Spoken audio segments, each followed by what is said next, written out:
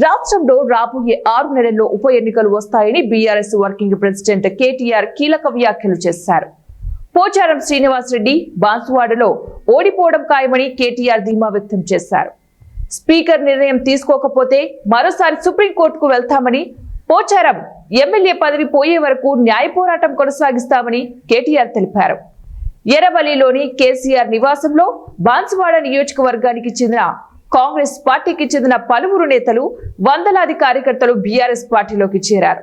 ఈ సందర్భంగా కేటీఆర్ మాట్లాడుతూ, భారతదేశంలోనే నెంబర్ 1 రాష్ట్రాన్ని బంగారు పల్లెంలో పెట్టి కాంగ్రెస్ చేతిలో పెట్టామని, కానీ ఇచ్చిన హామీలను అమలు చేయడంలోనూ, గతంలో ఉన్న సంక్షేమ అభివృద్ధి కార్యక్రమాలను అమలు చేయడంలోనూ ప్రస్తుత ప్రభుత్వం పూర్తిగా విఫలమైందని కేటీఆర్ ఎద్దేవా చేశారు.